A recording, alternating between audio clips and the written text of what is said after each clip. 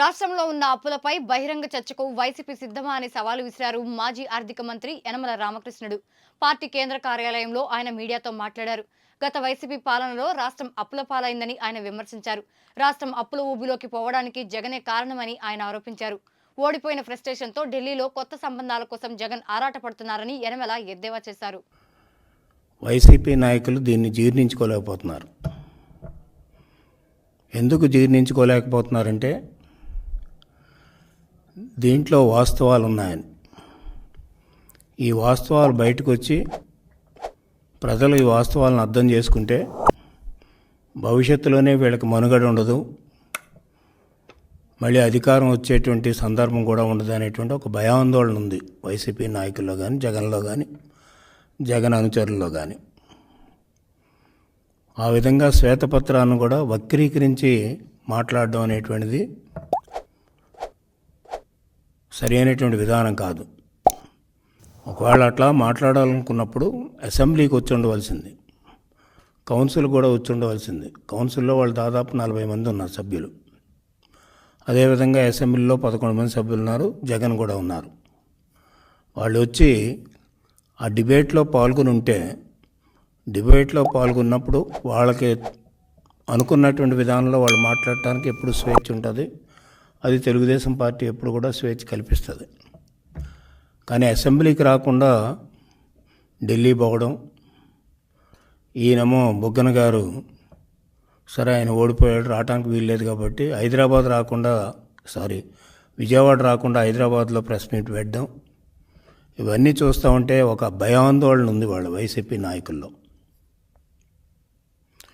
ఎందుచేతంటే వాళ్ళు చేసినటువంటి తప్పులు, చేసినటువంటి అకృత్యాలు, చేసినటువంటి అవినీతి, వాళ్ళు చేసినటువంటి తప్పుడు విధానాలు వల్ల ఈనాడు రాష్ట్ర ఆర్థిక వ్యవస్థ చిన్నాభిన్నమైంది. ఆర్థిక వ్యవస్థ చిన్నాభిన్నం అవడమే కాకుండా అభివృద్ధి పూర్తిగా కుంటుపడింది.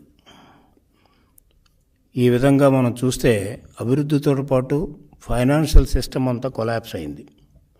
ఎప్పుడైతే ఫైనాన్షియల్ సిస్టమ్ కొలాప్స్ అయిందో రాష్ట్ర అభివృద్ధి జరగడం అనేటువంటిది చాలా కష్టం. అందుచేత డీటెయిల్స్గా పోతే నిన్న శ్వేతపత్రంలో కూడా చెప్పారు, రాష్ట్రంలో అభివృద్ధి జరగకపోవటానికి కారణం వీళ్ళు చేసినటువంటి అకృత్యాలు. ముఖ్యంగా న్యాచురల్ రిసోర్సెస్ మీద దోపిడీ విధానం మొదలుపెట్టారు. నేను చాలాసార్లు చెప్పాను,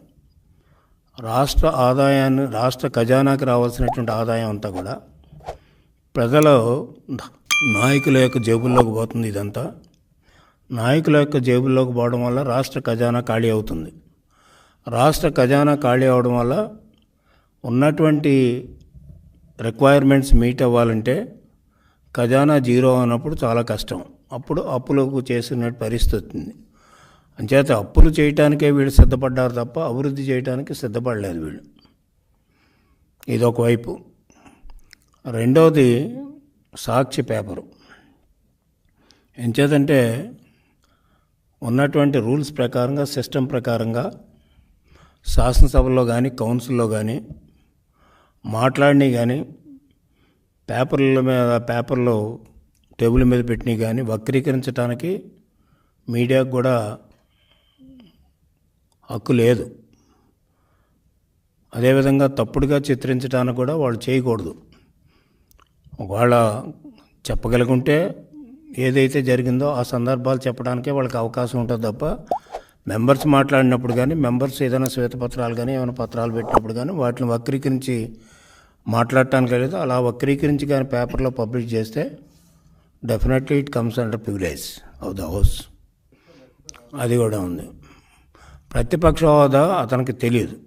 సరే కోర్టులో ఉంది కానీ డీటెయిల్గా బాగుంది. కానీ ఎల్ఓపి లీడర్ ఆఫ్ అపోజిషన్ అనేటువంటి ఒక సిస్టమ్ ఉంటుంది అసెంబ్లీకి కానీ, పార్లమెంట్కి కానీ.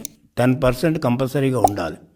ఎవరికి ఇవ్వరు, 10% లేకపోతే ఎవరికి ఇవ్వరు. అదేదో అప్పుడు కోట్ చేశాడు, ఉపేంద్రకి ఇచ్చారు, వీళ్ళకి ఇచ్చారు, జనార్దన్ రెడ్డికి ఇచ్చారు. జనార్దన్ రెడ్డి టైంలో నేను స్పీకర్గా ఉన్నా. జనార్దన్ రెడ్డికి లీడర్ ఆఫ్ ద గ్రూప్ ఇచ్చాం. ఉపేంద్ర కూడా లీడర్ ఆఫ్ ద గ్రూపే ఇచ్చారు. అంటే ఎల్ఓపి ఎవరు ఇంకా కౌలన్ షక్దర్లో ఆ రూల్స్లో కూడా చాలా క్లియర్గా ఉంది, 10% మెంబర్స్ ఉంటేనే ఎల్ఓపి వస్తుంది.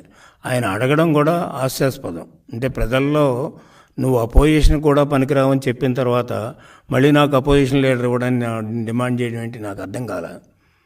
అపోజిషన్ లీడర్ అక్కర్లేదు, ఆయన ఆ పార్టీకి లీడర్ కాబట్టి వచ్చి ఫైట్ చేస్తూ మాట్లాడచ్చు, ఫైట్ చేయొచ్చు హౌస్లో. అది ఎల్ఓపి ఉంటేనే వస్తాను, ఎల్ఓపి లేకపోతే నేను రాదంటే అదొక పెద్ద dramatic way of doing things. అంటే దాంట్లో కరెక్ట్ కాదు. ఒక మెంబర్గా ఎంతమంది చేయరు? జనార్దన్ రెడ్డి ఎల్ఓపి కాదు, ఆయన ఫైట్ చేశాడు కదా అప్పుడు.